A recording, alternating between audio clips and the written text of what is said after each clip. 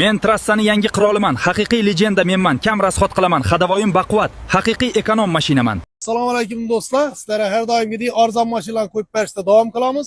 Bugungi mashinamiz 2020-yilda ishlab chiqarilgan Cobalt bo'ladi. Bahosini e'tibor berib turinglar, bitar bahosi aytiladi, 82 million so'mga qo'yildi. 2020-yilda ishlab chiqarilgan 106 ming probeg yurgan. Bir qator hamma joyini aylantirib ko'rsatamiz. Ko'rib turganlaringizdek, mashina mexanika, 4 yumshoq balonlar qo'yilgan, metallar bilan jihozlangan, polik, nilonim, chexol hamma narsasi bor. Olib faqatgina azatib haydaysiz. Agar kreditga qiziqaman deydi bo'ladigan bo'lsa, kredit baholarini ham aytib o'tamiz. 82 millionga chiqadigan bo'lsa, где-то bir 5-6 million so'm pullaringiz bo'lsa, hamma ishingiz bitadi. Agar qimmatroq foizli bankda olaman desangizlar, pulsiz ham olsangizlar bo'ladi.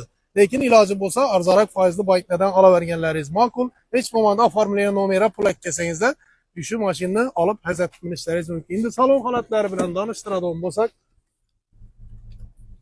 salonlari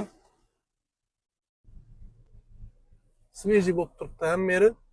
Rullarni ko'rib turibsiz, azab chekkan mashina emas, prosta xo'jalikka minilgan, hech qanday taqsirlik, boshqa bir ishlar qilinmagan, obshipkalar ham top-toza. Doğrusunu aytsam bu mashin bu bahoga hamma ham topilavermaydi. Bu olib satar baho deb aytiladi. Olib satarlar olib, vambani taqlab 1-2 so'm 3 so'm surtib 1.95 degan baholarga qo'yadilarmi bu mashinalarni. Men sizlarga to'g'ri egadan kelganda olib satar bahoda savdolashib, yana shu bahoga qo'yib turibman. Ishorada ozgina vakuumlik joyi bor. Bir, keyin ishorada o'zi kraskelatib qo'ygan yerlari bor, shundikkina. Yana shundikkina. Ashini xohlasangizlar yana bir qaytadan yaxshilab ishlatib bersangizlar bo'ladi. Ozgina polirovka ettirib bersangizlar ham bo'ladi.